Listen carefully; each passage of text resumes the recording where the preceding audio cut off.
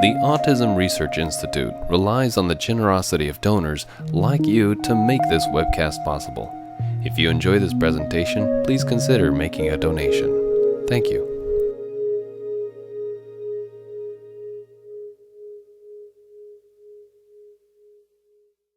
Now, before we get started, I'd like to introduce our speaker. Vicki Kobliner is a registered dietitian nutritionist with years of experience in applying a functional approach to nutrition. Vicki has extensive experience using a variety of diets and other appropriate approaches to reduce inflammation and promote healthy digestive function. She's contributed her expertise to www.gfcfdiet.com and worked with schools to develop a whole foods approach to student meal planning. She lectures frequently, both locally and nationally, on topics such as autism, special diets for food allergies and intolerances, healthy pregnancy planning, and choosing appropriate nutritional supplementation. She's appeared on television and on video. Vicki is a contributing author to the books A Compromised Generation, The Epidemic of Chronic Illness in America's Children, and Essential Remedies for Women's Health. Today's format is a live Q&A, so if you have questions, please type them into the questions section starting now and throughout the talk. I will start reading questions to Vicki and then she will answer them. So, Vicki, we're so glad you're here today. Oh, and I'm so glad to be a part of this. Thank you. Okay, great. So the first question, I'm going to launch right into it because we have a lot of questions. So the first one is, what is the best way to introduce some protein to a kid with very restrictive behaviors and a very restrictive diet? We've been doing good therapy for 3 years. He is 5. I'm so glad you asked that question because protein is such an important part of the diet and one that's often overlooked. And kids, can have a problem with protein for a variety of reasons. It can be a textural issue. It can be just, visual, that they're not interested in it, or it may be a taste or possibly a food sensitivity. So you do have to tread carefully, but I generally recommend starting slow, looking at the different options for protein. So we tend to think of protein as coming from meat and animal protein, and that's a great source if they will eat it. But if they're not as comfortable with it, protein also comes from things like beans and from nuts and seeds. Quinoa or other high-protein grains are another good source. One of the first things I try to do is think about where we can get more protein to replace some of the generally high-carb foods we eat. So, for example, can you use a bean-based chip instead of a potato-based chip, or a wheat-based chip if you're eating gluten, or potato chip or whatever it may be, but to try to use a bean-based chip to do that, to think about something like roasted chickpeas as a snack if you salt them and put some kind of spice on them to make that a crunchy snack as opposed to what we usually eat. I also think about the way the food is presented. So if somebody doesn't like to chew a lot, they may like a food that's thinner and crispier, so maybe a beef jerky or a turkey jerky would be better accepted than something softer, or vice versa. Somebody might like their meat pureed and mixed into something else or ground as opposed to in a cutlet or in something that requires more chewing. Protein powders also can be an option if necessary. We have to be careful about which ones we use. I tend not to recommend soy, but somebody might do very well with a rice-based protein or a egg-based protein depending on what sensitivities they might have. I tend to start slow. I tend to look for alternative ways to add it. And I also tend to make sure that our snacks are protein rich. So for example, nuts and dried fruit as a trail mix, or hummus, black bean dip with some vegetables, or even some chips if that's what will help them eat it, to try to sneak a little bit of protein in throughout the day. Okay, great. This is a great question. This next one, they're asking, does the GFCF diet, so that's a gluten-free, casein-free diet, does it have to be 100%? I hate to be a food policeman, and I wonder how insane I need to get if there's an inadvertent infraction. Unfortunately, this is a very common question, and I wish I could say that a little bit is good, but ideally, especially in the beginning phases, 100% really is the way to go. As we know with celiac disease, even the most minute infraction can cause symptoms, and so if we're trying to find out if a child is going to respond and be the best they can be, initially it really does have to be 100%, because otherwise you may not think it's working or may not realize it can be helpful because those small infractions have muddied the waters and you're not getting the benefit that you're working so hard to get. Ultimately, if you've had a child on a gluten casein-free diet and you're seeing good response, at some point, if there are some infractions, you are going to see if your child has any kind of adverse reactions to that. I never ever recommend that it's okay to have infractions, but yes, it's hard to avoid them and it is hard to be the food police, but ideally, especially in the beginning, until you know whether it's helping, you really do need to be 100%. And then if you do see that it's helping, and then there is an infraction, you may very well see that with that infraction comes different behaviors or different bowel responses that will make you decide that it is worth your while to be 100%. Okay, and this next question, this parent's asking, I've noticed that my teenager with autism seems to have meltdowns when he's hungry. Is there a connection between hunger and meltdowns? Absolutely. And a lot of that can have to do with blood sugar control. We all, when we get hungry, start to get a bit irritable. If our blood sugar, insulin response, those are all linked to our ability, when we don't have energy getting to our brain, it's hard for us to think properly, and we do become much more irritable. So at the most basic level, the lack of blood sugar is going to affect the way we feel and think. In addition to which, hunger can be painful.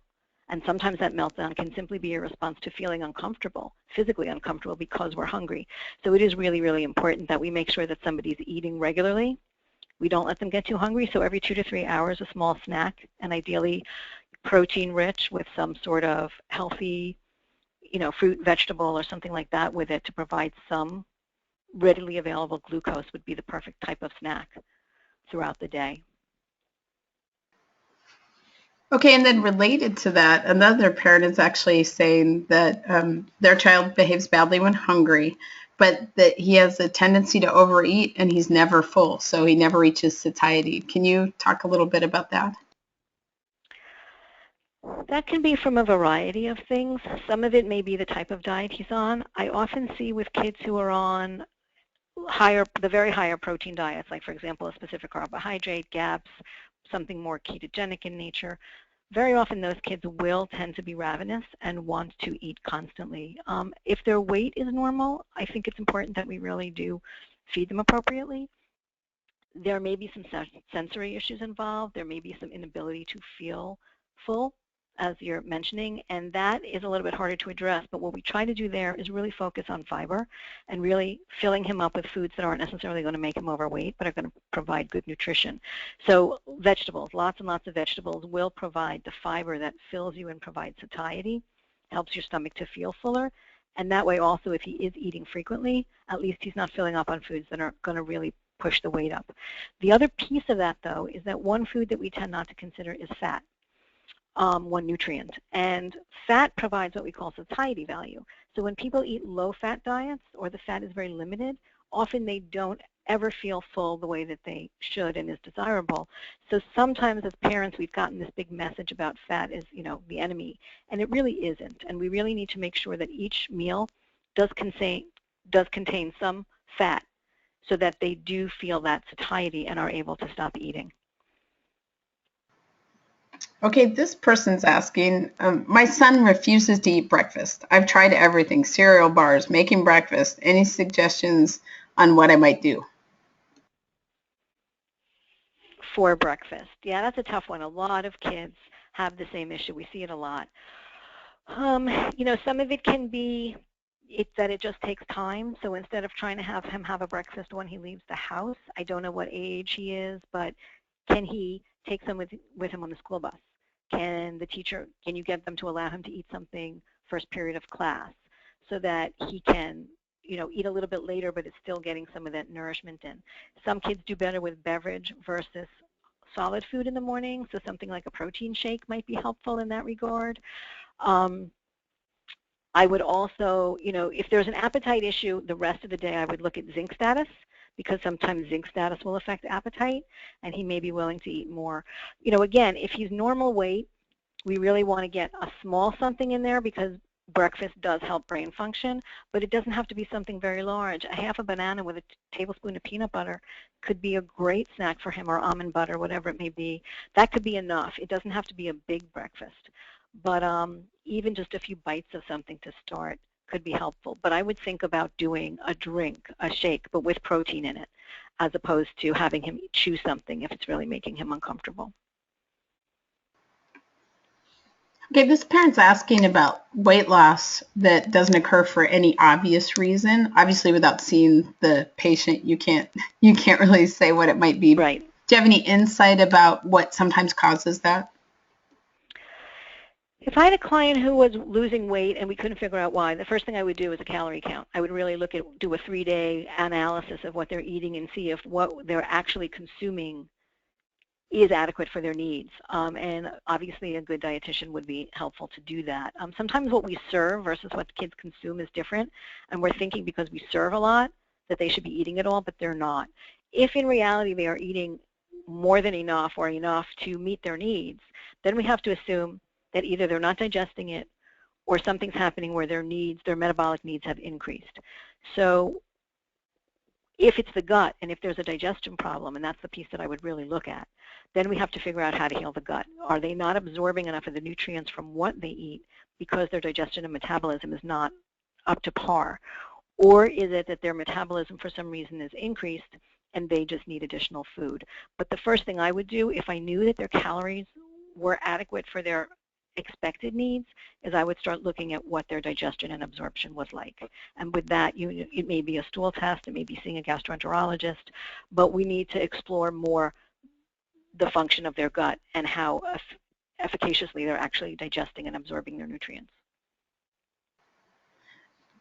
Okay, this person's asking, what does an environmental cause mean from a nutritionist's point of view? So I think what they're saying is there's a lot of research suggesting that there might be environmental triggers related to the diagnosis of autism. So I think they're asking from a nutritionist perspective, what does that mean or what can be done? That's a really, it's a web. That's a real web of interrelationships. So for example, at the most basic level, we see that there are studies that show us that areas where pesticides are sprayed on food, we have more kids with autism, ADHD. So the quality of the food is huge.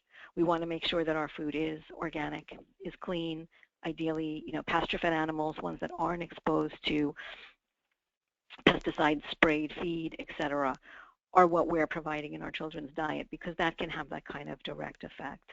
We also know that when we think about the environment, we think about all different pieces of it.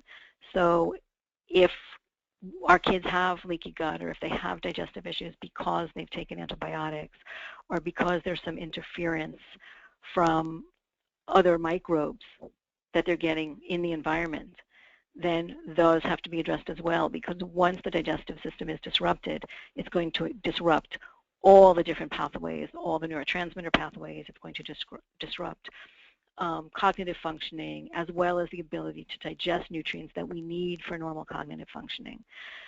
So it's the quality of the food, it's the quality of the gut, which is directly impacted by the quality of your food. So for example, good bacteria thrives with a diet that's high in fruits and vegetables and tends to do less well with a diet that's predominantly carbohydrates.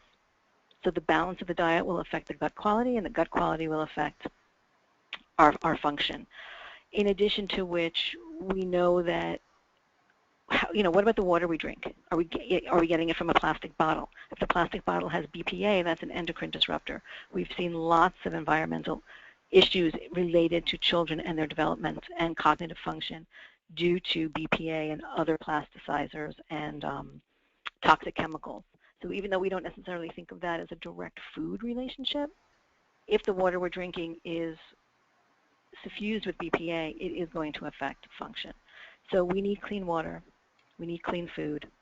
We need the right balance of fiber, vegetables, fruits, plant foods, etc., produce, as opposed to a high carbohydrate diet. We also know that sugar, which I would consider an environmental difficulty as well, is inflammatory and also wastes certain nutrients like calcium and magnesium. So we want to limit that in the diet. And highly processed foods, which I think are another environmental insult, are a source of lots of undesirable sugar and inflammatory compounds. So getting back to basics and eating a diet that's clean, organic, and devoid of those artificial ingredients is going to be much better for the brain. Oh, and artificial additives as environmental toxins is another way to look at them. So that's another piece of it. Okay, so for this next question, I've gotten quite a few questions about salicylates. So people are asking about this. So maybe the first thing to do would be if you could define those. And then this parent puts it very well. She says, not being able to have grapes, tomatoes, berries, etc. is far harder for our child than gluten and dairy. And I hate that she misses out on all those great antioxidants. So if you could talk about salicylates a little bit, what that means, and then maybe talk about how to compensate for missing out on those things. Right, thanks. So, we don't 100% understand why kids may have problems or adults may have problems with salicylates, but we do know that there are a couple of different mechanisms, one of which is an enzyme called phenol sulfur transferase. And if it is not working properly, then it is going to be hard for the body to break down and utilize and process the salicylates that you eat, and they can have untoward effects when they're not processed properly. We also know that salicylates are found in lots of artificial ingredients. So that's why diets like Feingold and Failsafe really focus very much on initially the removal of the artificial ingredients. So hopefully before we even get to the grapes and the tomatoes and things like that, we're really looking at all the artificial foods in the diet and making sure those are removed, because that may limit the burden enough that we can tolerate some of those other more typically healthy foods. When it comes to, if it's so bad that we really can't tolerate any of those phenolic foods, and remember, phenolic and salicylate foods are really pervasive in the diet. We cannot remove them completely. It's really not possible. But the important thing is to limit the exposure. So in some cases, it may be that a child can tolerate a certain amount, but not an excessive amount. It's almost like if you think about diabetes, you ingest a certain amount of foods containing sugar, but once you go above a certain amount, they can't tolerate it anymore. It can't be processed properly. The same can be true of salicylates. Sometimes a small amount is acceptable, and you can divide that, and you have to figure out each child's individual tolerance, but you can divide it up over the day. Some people do use enzymes that help to process the phenols to provide a smaller window for infections and allow a little bit more of the phenolic compounds to be tolerated. So that's another option. In addition to which, some probiotics seem to also help with improving the ability to digest and process phenols. There's no perfect solution to that. So really, the bottom line is, unfortunately, finding alternatives. So as you say, if we don't like grapes, what are the other fruits that we can use that may replace that? And there are many, many lists out there that you can look at. I can't give you the whole list off the top of my head right now. It's too long to mention, but looking at just what phenolic foods are the worst offenders, which ones possibly, that are more moderate in phenols that maybe the child tolerates, doing those on a smaller amount throughout the day, dividing it up to allow for better tolerance, using the enzymes, healing the gut, and getting rid of all the artificial foods is really the way to go. Okay, so this is a question about arsenic levels in rice. They're saying, with being on a gluten-free, casein-free diet, I'm finding that a lot of products have rice flour in them, and I'm concerned about arsenic. Are there recommended supplements to ensure arsenic is being removed from the body, or do you know of some other alternatives they might try?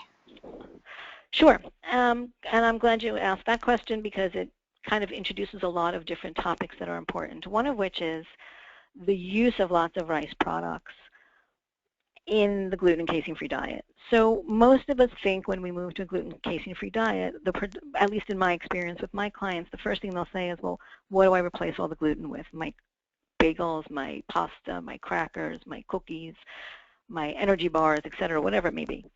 And we often move towards rice and corn and potatoes and things like that. Ideally, when you move to a gluten and casein-free diet, one of the important things you want to do is lower the total carbohydrate or starch load in addition to it.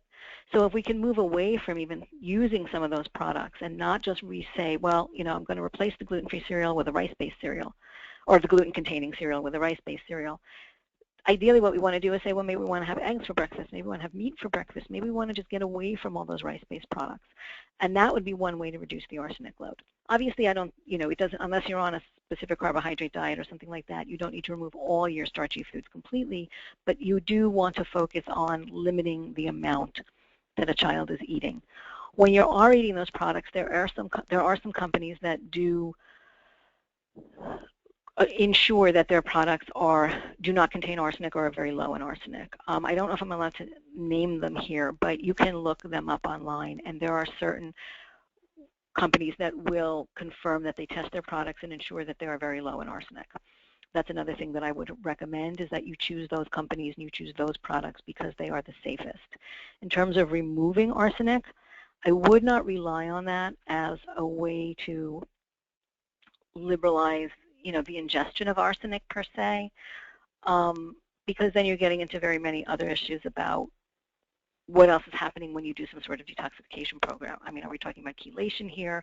That's a whole other story. But in order to normalize the body's ability to detoxify, the best thing you need to do is promote glutathione production. And glutathione really comes from amino acids, which are made from protein.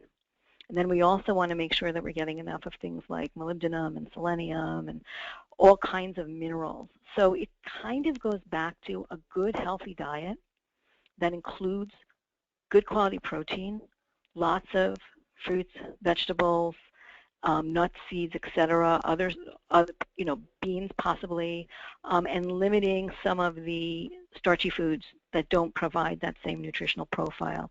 So many of the answers to our questions often come down to some of the same things, even when the questions are different, and it really does point to a clean, good quality diet, not overtaxing the detoxification system, and then providing those nutrients that help support natural detox.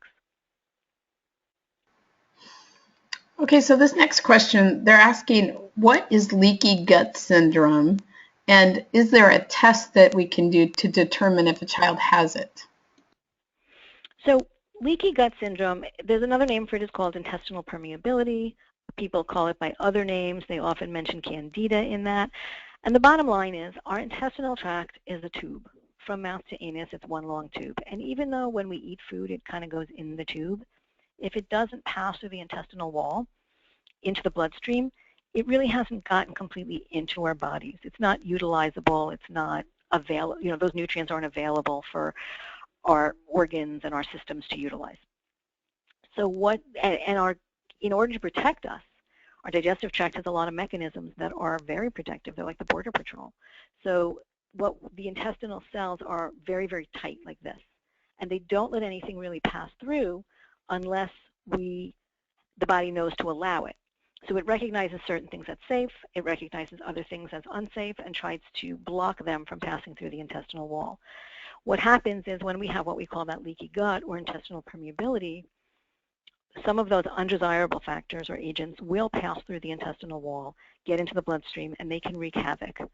And that's what we're trying to stop when we try to address leaky gut. Now, the causes of leaky gut can be multifactorial, but one of the most common is not having the right balance of good bacteria and undesirable microbes that live in the gut.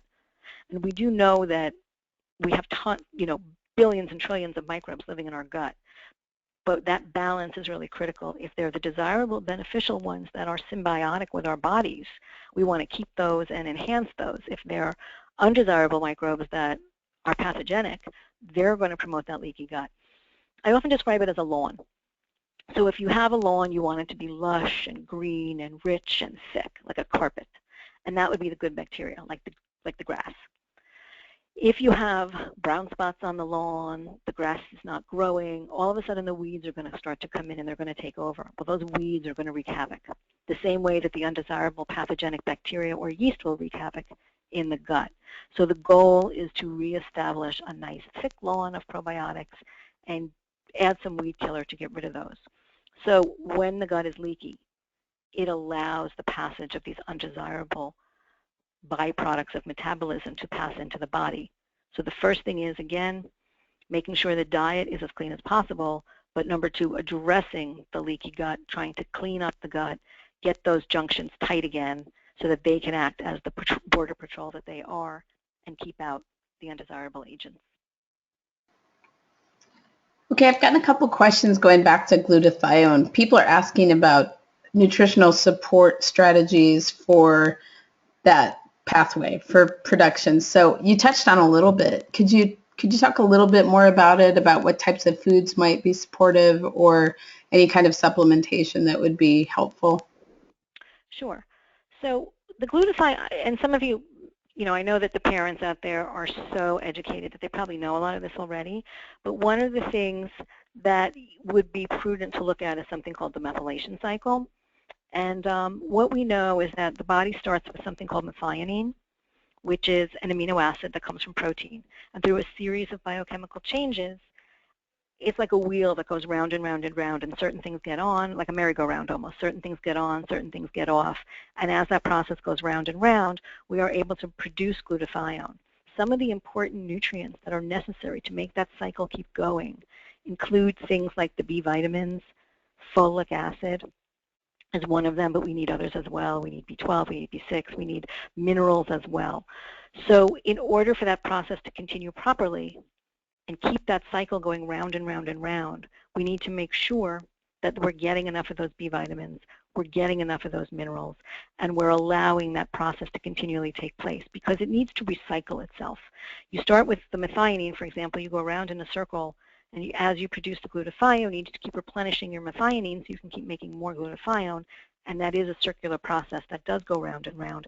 But in order to keep it doing that, you need those B vitamins, you need other cofactors like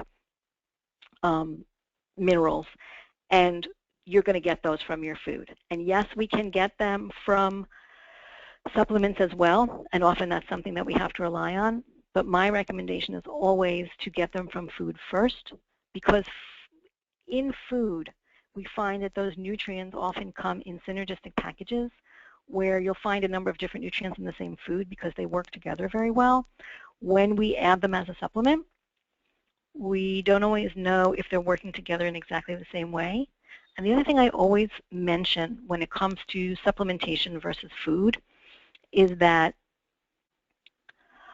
we only know to supplement what we have discovered. But there are many, many compounds in foods that we've yet to discover. So even though we know that we need vitamin C, and that oranges are a good source of vitamin C, for example, we don't know how many other things exist in an orange that we have yet to discover, so therefore can't supplement. So ideally our goal is to get our nutrition from food as much as possible and then use whatever supplements we need as a layer on top, but not to necessarily rely on supplements as an insurance package or the sole source of those nutrients. Okay, the next question is about yeast. And I've actually gotten quite a few questions about yeast. So they're just asking, people talk a lot about yeast. What is its role in nutrition and the GI tract, and what do I need to do about it? So if we go back to the question about leaky gut, those two are intimately linked. Yeast is one of the weeds. So in thinking about that analogy about the lawn and the weeds, yeast is the weeds. There are many different strains of yeast. Some are more pathogenic than others. Everybody's body has some yeast in their intestinal tract. It is not abnormal for us to have some. But as it grows and as it spreads, it is very opportunistic. It is also very virulent. It grows easily. And as the yeast grows, it will, kind of in a whip-like way, it will spiral into the intestinal wall and cause those holes. And when I say holes, I don't mean big gaping holes that we can see, but microscopic holes, but porous enough that that's when we get that leaky gut. So yeast is intimately linked to the whole problem of intestinal permeability or leaky gut. And again, what causes yeast? Overuse of antibiotics or use of any antibiotic that kills our good bacteria. Again, it's killing that grass seed and it's allowing space for more yeast to grow. In addition to which, as I said, the good bacteria thrives on a diet of things like fruits and vegetables, whereas this pathogenic yeast will thrive on starchy foods, carbohydrates, and sugars. So the more that we eat those foods, the more we're feeding the very thing that we want to get rid of. So balancing that diet to starve out that yeast is really, really important. There are herbs as well as medications, prescription medications that can address the yeast, antifungals. And again, many different herbs and many different medications have been used for that. So the goal would be to support with excellent probiotics, and generally a lot of them. You know, we tend to think a billion sounds like a lot, so 2 or 3 billion in a capsule might sound good. Most of the time, we really want to give something like 25, 50, 100 billion is really an appropriate dose for a probiotic. We want to give something that's going to eradicate the yeast if possible, an antimicrobial, antifungal herb or prescription. And then we want to make sure that diet is supporting the growth of our good bacteria and starving out the yeast. Okay, the next question relates to that. They're asking about lab tests that could be done to determine if there are yeast problems or if there's a leaky gut problem. So are there lab tests that people can order, either blood tests or stool tests, that can help with this? And where would you get them? I mean, do you get them at your pediatrician's office, or do you need to work with a nutritionist? Pediatricians or traditional physicians, unless they are functional medicine practitioners, tend not to do a lot of leaky gut testing. In fact, they will often tell you, even to this day, that leaky gut doesn't exist, although there's plenty of medical literature that talks about leaky gut and studies leaky gut. So that's a bit of a tough call there. Generally, you're going to find your functional nutrition or functional medicine practitioners are going to be the ones who are more open to addressing and looking for leaky gut. Stool testing is one way to do it. That's probably the most common way. And, you know, a comprehensive digestive stool analysis, again, I won't mention specific labs, but doing one of those tests is often very helpful. Now, one thing to remember, though, when it comes to these tests is that many of these pathogenic microbes do not like oxygen. What that means is that if you have your child provide a stool sample, as soon as they poop and it's exposed to the air, many of those microbes are going to die. So when the lab tries to culture it or find them there, they may not culture as much as might have been there because the yeast died once it was exposed to oxygen. But you can still often see evidence of the yeast that was there or the pathogenic bacteria. So stool analysis is a good way to go. The other opportunity is something like an organic acid test. An organic acid test will not look directly for the presence of yeast. It doesn't say, oh, look, I found that yeast or I grew it out on a petri dish. But what it's going to do is our urine is actually the toxic waste or the byproducts that are excreted after our blood is filtered, to put it, you know, in a really easy way to think about it. So what that's going to say is yeast will cause us to produce certain byproducts that we will then excrete in our urine. So by looking at what's excreted in the urine, we can see if there are these byproducts of yeast metabolism in the urine. It may not tell us specifically which microbes are there. Sometimes it does give us good clues depending on which metabolites are excreted, but it may not be quite as specific. But it does tell us if there is an overall burden, whether bacterial or yeast, and how well we're metabolizing or not, you know, managing our microbial population. So organic acid tests can also be a helpful way to identify it. And they're not contingent on exposure to oxygen.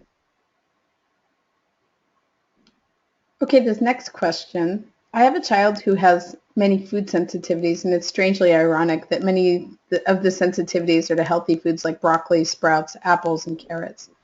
Do you think it's okay for her to eat these foods for their high nutrient content, even though she's sensitive to them? So when it comes to food sensitivities versus food allergies, it's a bit of a slippery slope. I have, you know, in my practice, definitely seen many, many people who have food sensitivities that affect them acutely and obviously. But there are many others where they tend to eat a food, and even though it came up positive on a lab test, it doesn't really seem to have any impact on them. I think the important things to consider here are, how did we identify the food sensitivity? Was it on blood work? You know, some of these tests have different levels of specificity, and some of them are more accurate than others. I find very often, and again, I can't counsel, you know, this family directly because I would really have to look at their very specific, unique profile. But in general, what I find is that if I have a child or even adult who presents with a lot of these very high, like 3+ sensitivities, those are foods I'm going to be really cautious about because they're having a very powerful reaction to them. However, if there's a diffuse number of 1+ sensitivities, I often do not recommend that we completely remove those from the diet. What that tells me is less that the body is actively reacting against that food because that food is a problem, but very likely there is some sort of leaky gut issue. And because the gut permeability has been impaired, the body is just reacting to lots of things as if they're foreign because they just haven't been metabolized well enough. And that really, if the intestinal permeability issues were improved, that reaction would reduce. In addition, so very often with those type of foods, I might do rotation. So if we have a lot of these 1+ or low-level sensitivities, I'll often recommend we do a rotation diet where they only eat that food once every 3 or 4 days. So if we've got broccoli and cauliflower and cabbage and Brussels sprouts, I would probably put all those cruciferous vegetables and only eat those maybe once every 3 days. I try to look at categories also and see if there's lots of foods in a category that are problematic and lump them in the same day, so that if you're going to have, and then what also that helps to do is see if there is an issue. You know what? On the day we eat all our cruciferous vegetables, we're definitely seeing, the next day that there's a lot worse behavior. Maybe those really are a problem. Or actually, no, there doesn't seem to be a lot of problem with these cruciferous vegetables, and we can afford to eat them every few days without having a problem. So it can be helpful in identifying if certain categories of foods are problematic, but it also helps to reduce the type of reaction you have because you're not having constant exposure. So looking at the level and the intensity of those reactions is a big piece of that puzzle. Okay, this next question, this parent says, my daughter seems off, like almost drunk sometimes, especially in the afternoon. Have you ever seen this associated with foods, and does this sometimes improve with diet? When I hear drunkenness, I don't know if this child is already on a gluten and casein-free diet or if they have not considered it, but those two, those opiate-like peptides in gluten and casein, can have a drug-like effect or a drunken-like effect. So that would be the first thing that I would think of. Secondarily, some kids have been described as being drunk when they're having kind of a yeast flare, that candida flare. And again, that comes very often from the growth of this yeast comes from more sugar. So if the child is having some sort of starchy, sugary snack in the afternoon, and then all of a sudden they're exhibiting that drunken behavior, I'd be looking also at how much sugar they're eating and whether yeast needs to be addressed. But the first thing I would do is gluten and casein if that has not already been addressed. Okay, I've got a question here from a mom who's pregnant, and she's working preventatively. She obviously knows a little bit about some of the preventive strategies, but she's suffering from severe nausea, and she's not having an easy time. She's not able to take all of her supplements. Sorry to hear that. So what kind of specialist might she go to get support? She's obviously working with an OB, but do you know of any nutritionists or people who specialize in that kind of work? Oh, absolutely. One of the first things I would think about is just using ginger and whether she's utilizing ginger, which has great anti-nausea properties, natural ginger, to help her with that nausea. In addition to which, although we often recommend things like ginger ale, which really has no, fake ginger ale has no real ginger in it, so it's not all that helpful. Ginger ale and things like saltine crackers, there's actually been some research done on hyperemesis, which is the, excessive vomiting with pregnancy, but for anybody who's nauseous, what we've actually found is that something acidic like lemon juice can actually cut some of the nausea. So things like ginger and lemon juice, and believe it or not, potato chips, the salt in potato chips or other salty foods can actually also help cut some of that nausea. So those are 3 things I would consider starting, when she gets up in the morning, have a little bit of lemon juice, and she can have the lemon juice in water, some ginger, possibly a few potato chips or other salty food, and see if that helps her with the nausea. After and beyond that, obviously, again, somebody who works with functional medicine, whether it's a dietitian, nutritionist, or physician who has experience in functional medicine, is going to be a much better resource if she's trying to avoid using medicine or just getting the typical answer of the saltines and ginger ale, which really isn't going to help that much. But I would look for a functional medicine practitioner. The Institute of Functional Medicine is a great resource. You can find a practitioner on their website. EatRight.org is my professional group for dietitians, and they also have find a practitioner resource where you can look for someone who is an expert in functional medicine. So either of those would be great ways to find somebody who would be more supportive. Okay, great. Thank you. This question, I'm sort of combining some questions here. Parents are asking about, it's really expensive to go on an all organic diet, and this diet seems really expensive. Do you have like a recommended kickoff shopping list, or do you have strategies you teach parents to sort of ease into it so they can get their heads around it? Sure.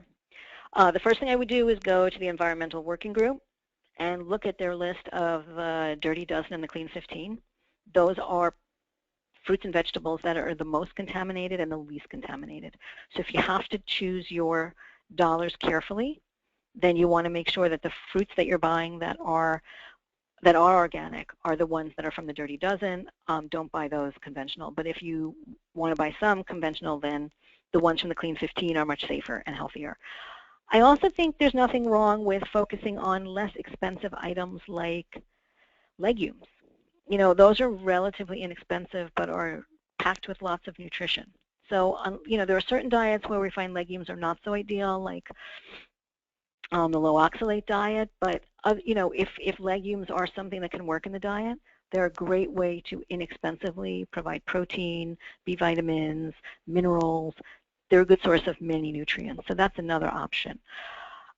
Depending on where you're from, many people find that it's cheaper in terms of their meat to actually join a co-op or order a side. You can do a meat share, an animal share, where a farm that farms pasture-fed animals will actually, you can buy like half a cow or a quarter of a cow, and they will cut it up for you. They will portion it up. You will buy it in the beginning of the year, much, much cheaper than you would going to a store locally.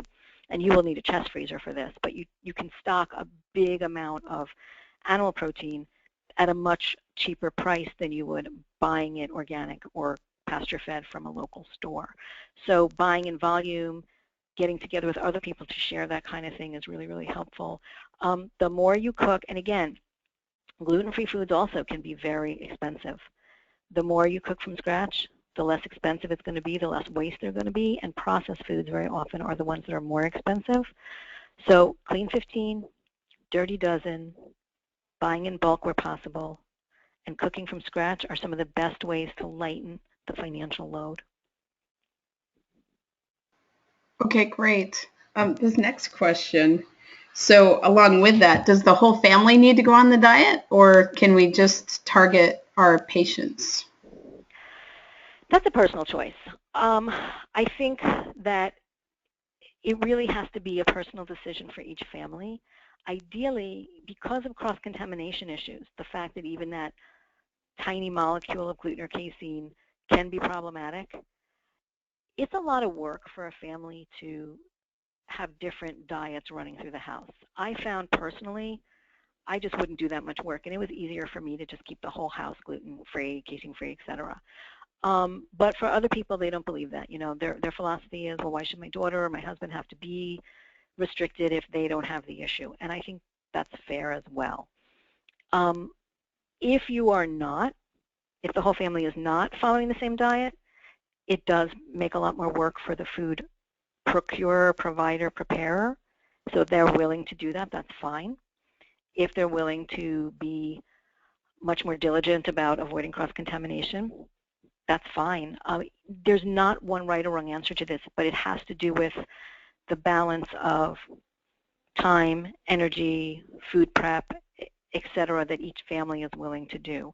In my experience, I found that most people often do well if they keep the home on whatever diet it is, and then keep other foods. Either the family can eat them out of the house, like, if the dad goes to work, if the other siblings go to school, they can eat whatever they want there, or whatever else is not acceptable is either packaged or kept separately, so it's not readily available to the child who is on the special diet. But again, the bottom line about it is, as long as the child is kept on the diet, whether the rest of the family is or isn't is really a matter of personal choice. Okay, this person is saying, they're asking about dairy, and they're asking, does goat cheese have casein? Is it approved for GFCF diet? No. Yes, it has casein. No, it is not approved. All animal milk has some form of casein in it. Cows is the one that seems to be the least tolerated by humans, especially pasteurized cow, dairy milk.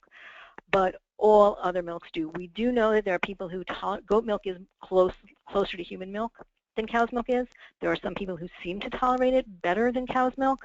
But if we're doing a trial of a gluten and casein-free diet, no milk would be included in that in the initial stages. Ultimately, if somebody wants to trial it later, I would generally start with something like goat milk, or goat yogurt actually would be the first place I would start. I would not start with anything from a cow. There are people also who are using camel milk, and there's been a lot of interest in camel milk because it seems to have some anti-inflammatory properties and be very beneficial. But there are also people who have something called cerebral folate disorder who do not tolerate camel milk, so we have to be careful if we try to use that. My recommendation is not to use any form of animal milk until we've done a decent trial off dairy of any kind and seen what those results are. And then if we want to try to reintroduce something, you can do it slowly and either with a goat or a camel type of milk would be the best option. Okay, I've gotten a couple questions about anorexia and autism, and I don't know a lot about that myself, so I'm interested as well. What have you seen, or have you ever worked with any patients who had that combination, and have you seen anything underlying that can be addressed, that can be helpful for those particular patients? That's interesting. I honestly do not have any clients who have anorexia and autism at this point. And if the person wants to contact me offline, they're more than welcome to. It's very interesting. I do see there is something called orthorexia, and I'm not sure if you're familiar with that term, but it's an emerging eating disorder diagnosis, which has to do with such a focus on pure food, clean food. I mean, unfortunately, all the things we talk about in good terms can get to the point where somebody is so fearful of food and so overwhelmed by food that it becomes a disorder. And orthorexia is emerging as a classification of an eating disorder. And I do see that in some of my clients where I really have to try to broaden their diet more as opposed to continually restrict it because their focus is restricting as much as possible. And that can also be dangerous. There is some research in anorexia that we don't know which is chicken and egg, but there is some, when you become very deficient in B vitamins and also zinc, it actively affects your appetite and your desire to eat. So it's a kind of a vicious cycle where you don't eat so you don't get the nutrients, and the less nutrients you have, the less you want to eat. So supplementing with B vitamins and zinc can sometimes be helpful in jump-starting some of that, reinitiation of food intake. The other thing that I know from just general anorexia research, regardless of its autism connection, is that if you're severely anorexic, once you meet a certain criteria, when your weight has dropped low enough, the body and the mind is unable to actually really heal itself until you start feeding again. So some people think, well, if they're in therapy and they talk about the food and they get them to eat more, the therapy will help to increase the ability to eat, and then they'll start eating. But very often the refeeding has to come first, because until they are refed, they are actually not capable of integrating all the information biochemically to help them start to eat again. So refeeding generally has to come first and be consistent with the therapy. The therapy on its own is often not enough to get the refeeding to start. Okay. The next question is about, they're actually asking about probiotics. And you talked about this a little bit, but they're wondering about when you're, standing in the supplement store and you're looking at 50 different bottles, what might be a good place to start? Like, what do you talked a little bit about how much, but how would you pick? Honestly, the first place I would start with is a good dietitian or nutritionist who can make a recommendation. Supplement, and this is a topic that I could talk about for an hour just on its own, but supplements are not regulated. And there is such a wide discrepancy in the quality of different supplements. And that discrepancy comes in different ways. First off, it's the source. So for example, if you're buying an herb, do you know, many of the herbs that come from China are contaminated with things like lead and arsenic, the very things we're trying to avoid. Do we know that we're using a company that tests their product to make sure that it is free of those toxins? If you're buying something inexpensive and it's coming from China, it may very well be contaminated and doing more harm than good. In addition to which, what about the type of compound? So for example, what's the difference between calcium carbonate versus calcium citrate versus calcium malate? There's all different forms, and an expert is going to be able to tell you which is the form that is the most effective or appropriate. And then the other piece is, when it comes to something like calcium, because supplements aren't regulated, you may, and there are companies that test these things. One very reputable company might say that it contains calcium carbonate, and that's what's in the capsule. Another might say it contains calcium carbonate, and what's in it is a bunch of powder. Third, finally, when it comes to buying online, some of these big shops that are very, very popular to buy things, I don't want to mention their names either, but some of the big online vendors, if they're not selling the product directly, so you're buying it from somebody through that site, if you don't know who's selling it, who the ultimate seller is to you, there are studies that have shown that many of the supplements that are sold on those sites are either counterfeit or expired and relabeled. So very often if I have a client call me and say, well, I didn't buy something from you, I bought it from, this big web store, I'll call up my vendor and say, because they'll say it was cheaper there, well, I'll call the vendor and say, why are you selling it on this site? And they'll say, we didn't sell it on that site, it's fake. So it's really, really important to know where your supplements are coming from. That being said, I know the original question was about probiotics. There are many different types of probiotics.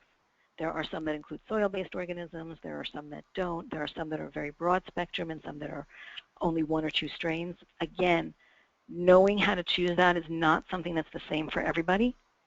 So I think it's really important that you talk to somebody who can guide you appropriately on the best thing to choose. What I will say is 2 or 3 billion is probably not enough for anybody, especially anybody with leaky gut. Okay, this next question, they're harking back to our dairy discussion. They're asking for a little more info on lactose intolerance. Okay, so lactose is a sugar found in milk. It's naturally found there. You can't, you don't get away from it.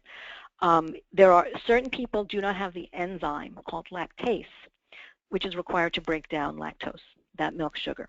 For those people, taking something like lactate, which is the enzyme that breaks it down, can solve their problem. Drinking something like, lactate milk, or lactose-free, lactose-free milk, or dairy, there's yogurt that's lactose-free that people can buy. Very often that will solve the problem. And the other thing is, cheese and yogurt often have less lactose because as they are aged or fermented, the sugar will break down a bit. So they may be tolerated better than regular drinkable milk by people who have an intolerance. But the lactose problem is a sugar problem. The casein problem is a protein problem. Casein is one of the proteins found in milk. Lactose is a sugar found in milk. They're not the same thing. So some people think that if they remove the lactose from their diet, they're doing the dairy-free diet, but they're not. You really need to remove casein in order to look at those cognitive or behavioral or even function, even possibly with the bowel benefits. Very often lactose intolerance will cause those bowel issues, but it doesn't cause the cognitive issues the same way. Okay, so this is a question we get every time we do this, but I want to ask it since there may be people who haven't heard it before. Okay. The person's asking, my child doesn't show up allergic to anything on any food tests, but so do I need to do this diet? I can't tell anybody what they need to do. I always tell my clients that my role is to be their coach or their GPS, and they're going to tell me where they want to go, and I'm going to try to help them get there. Regardless of what shows up on a test, I think a gluten and casein-free diet is a worthwhile trial for anybody, any child who's on the spectrum. We have seen kids who didn't show up positive on any type of test who still did very well on the diet. And conversely, I have to be honest, I've seen kids who did show up with problems who didn't actually improve at all on a gluten and casein-free diet and needed, other interventions as well. But there is no one test that is so accurate in this case that we can definitively decide that a negative response would eliminate a gluten and casein-free diet as an option. Okay, great. All right, I think we've got time for just a couple more questions. The next question, okay, what about enzymes then? If I do enzymes, can I skip the diet? There are some people who will tell you they think that's worthwhile. In my experience, I have not seen it to be so. I tend to use enzymes as an adjunct.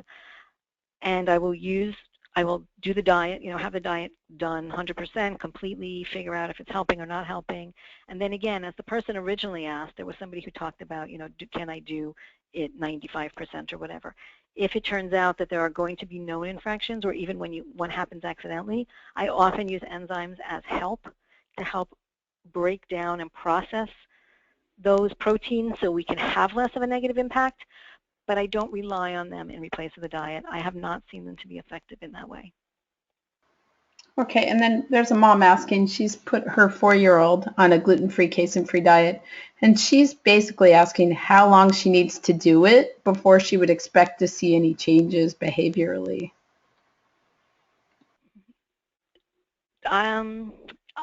Again, there are many people I know who have done it for a day or two and seen results, but I also have clients who've waited 3 months. One of the things that I see a lot is what I might call creep, which is that we do the diet, we don't really see any benefit, we don't believe that it's helping, but we are not keeping data over time to look at kind of, wow, when I look back 3 months ago, he wasn't doing X, Y, or Z, and now he is.